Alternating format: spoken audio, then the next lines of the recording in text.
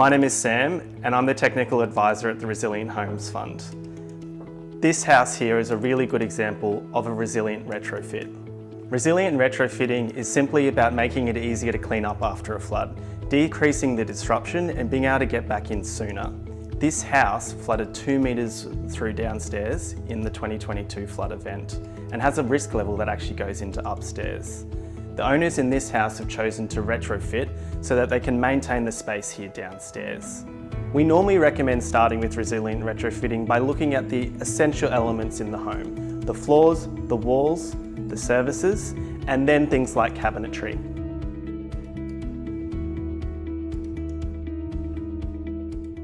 Resilient retrofits mean that it's easier to clean out, so there's no cavities in the walls, and there's water-resistant materials that aren't as susceptible to damage in water. What they've done here is open up the stair underneath to make it easier to clean out afterwards. It's one of the common spaces where water can get where it's hard to broom out after a flood. You can see here single skin construction, and they've done this throughout downstairs. What that means is that there's a wall lining just on one side. This is fibre cement sheeting, which is more resilient than plasterboard, and on the other side it's open, so you can come in and hose it out after a flood. They've also sealed the bricks, which allows moisture to be kept outside and to be able to wash inside after a flood. Solid core doors stand up so much better in a flood than the normal hollow core doors that you have inside a house, particularly if you seal them or paint them at the top and bottom of the door. Around the outside of these doors is solid hardwood skirting and architraves. Hardwood stands up so much better in a flood than softwood, like pine.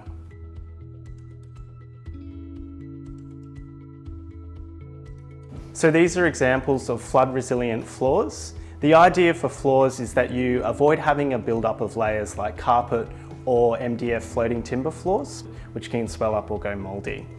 So we've got polished concrete here, and then we've got tiles, which have been fixed by a moisture-resistant adhesive and a semi-epoxy grout.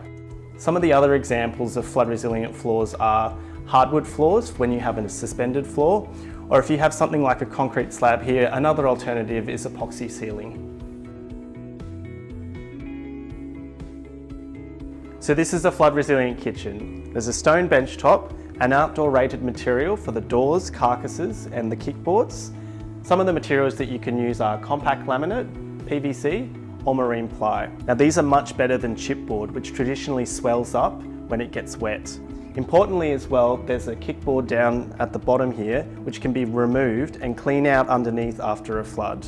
Part of what we look at in flood resilience for retrofitting is making sure that everything can be cleaned properly, that you have sealed surfaces and there's no cavities or gaps where water can get to that you can't clean out after a flood. This is a really important prevention method for things like mould, which have major health consequences.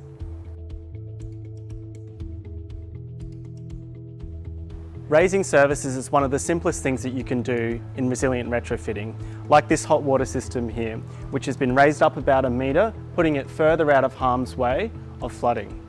Other services that you can think of raising are things like air conditioning units or the electrical meter box and switchboard.